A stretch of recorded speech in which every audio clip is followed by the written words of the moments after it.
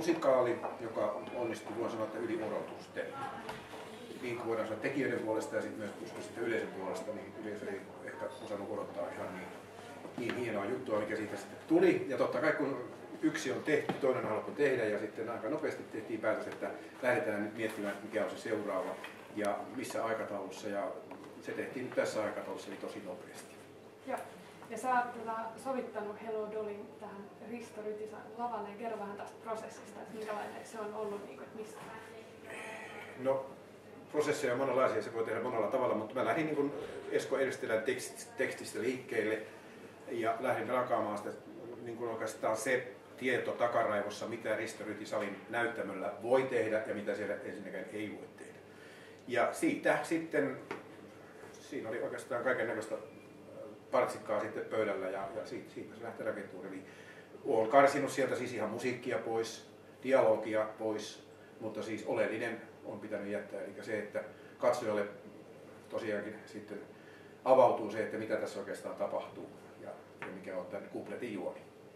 Minkälainen Hello Dolly on? Hello Dolly se on hauska ja sanotaanko, että siitä löytyy monenlaista särmää näistä solistiosissa olevista ihmisistä löytyy monenlaista siinä on tietynlaisia ihmisluonteita, jotka pyritään tuomaan esiin.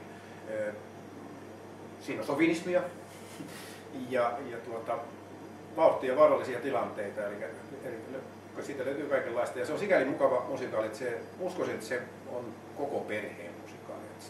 Se ei nyt ole niin kovin aikuisviihdettä kuin jotkut musikaalit saattaa olla. Että siinä on varmaan ihan niin kuin nuoremmillekin jotakin katsomista ja totta kai kuulemista musiikkia. Sehän siinä on pääsi.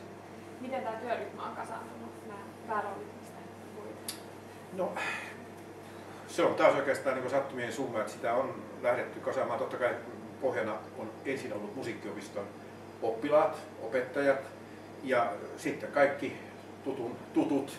Eli kun tähän on porukkaa nyt haalittu siis tuohon kuoroon lisää, niin siinä on suurena apuna ollut se, että tuntee paikkakunnalla ihmisiä. Eli siinä on väkeä huittisten teatterikerhosta, siinä on sekuleista porukkaa ja näin päin pois. Eli pienistä palasista oikeastaan se sitten loppujen lopuksi on kasaantunut tuo porukka tänne. Joo, minkälainen teos on tulossa? Tässä vaiheessa, nyt on eka tämmöinen yhteisharjoitus, niin miten tämä niin harjoitteluprosessi tästä menee, että nyt on niin eka kertaa porukalla kasattu, niin miten se rakentuu se sitten valmis musikaali tästä? Se on sitä palapelin rakentamista, eli siinä on kaikki, eli siihen liittyy paljon muuta se, mitä nyt Rytisalissa on harjoiteltu ensimmäisen kerran orkesterin kanssa. Koko orkesterikaan ei ollut vielä paikalla. Suurin osa nyt esitystaiteilijoista, jotka laulaa tässä mukana, oli paikalla. Mutta sitten täytyy muistaa se, että niitä palasia tulee koko ajan lisää. Sinne tulee ääni, sinne tulee valot, sinne tulee lavasteet, sinne tulee meikit ja kaikki muu tarpeisto, mitä tässä on. Puvustus on suuressa roolissa tässä, eli se on sitä palapelin kokoamista. Minkälaista ohjata musikaalia? Voisi sanoa, että se on hyvin haastavaa touhua. Siinä on niin monta elementtiä. Jos ajatellaan näytelmän ohjaaminen, jossa on siis dialogia ja saattaa olla musiikkiakin mukana, niin tässä on, voisi sanoa, että sitten yksi suuri tekijä vielä lisää, eli se on se orkesteri ja sen sovittaminen tähän. Eli kyllä mä olen yhden musikaalin elämässäni ohjannut, se oli tämä Sound of Music, ja joudun siihen vähän niin kuin sattumalta mukaan. Sitä ennen olen ohjannut aika monta teatterikappaletta, käsikirjoittanut teatteria sun muuta. Mutta kyllä silloin oikeastaan sitten kun siihen tuli lupaudutta, niin ajattelin, että nyt taisi tulla nieltyä vähän liian iso pala kakkua, mutta en mä tiedä. Siinä vaan pitää miettiä sitten asioita taas vähän eri tavalla kuin näytelmän ohjaamisessa. Eli siihen tulee todellakin pitää sovittaa se musiikki ja että se myöskin toimii. Ja musiikki ja sitten dialogi ja se kaikki mitä tehdään näyttävällä, sen pitää tukea toisiansa. Olisiko sinulla vielä terveisiä katsojille, jotka suunnittelee tulevat katsomaan tätä, että miksi kannattaa tulla katsomaan? No jos pitää musikaaleista, niin Hello Dolly on todella hyvä musikaali ja moni sen on varmaan nähnyt. Sille kannattaa tulla katsomaan tämä versio.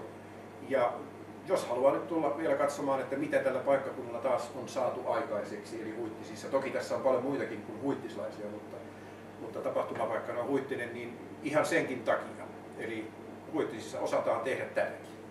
kerro vielä lyhyesti, mihin tämä sijoittuu tämä musikaali, minkälainen maailma siinä on? Se sijoittuu osittain New Yorkiin, eletään vuotta jotakin 1890, eli sen aikakauden asioita tässä pyöritellään ja huomataan, että ne on ihan samanlaisia kuin tänäkin päivänä. Puvut on erilaisia, ihmiset näyttää erilaisilta näyttämöllä varmastikin ja kaikki se rekvisiikko, mitä tähän sisältyy, niin siinä mennään sitten hyvin pitkälle menneisyyteen ja niin kuin sanoin, voidaan huomata, että ei ihminen ole miksikään. Kiitos. Sä oot tullut mukaan tähän uutisten musikaaliin Hello Dolly. Johnny Levi on räiskyvä hahmo, joka järjestää asioita sotkeuduttua niihin ensin kaulaa myöten itse.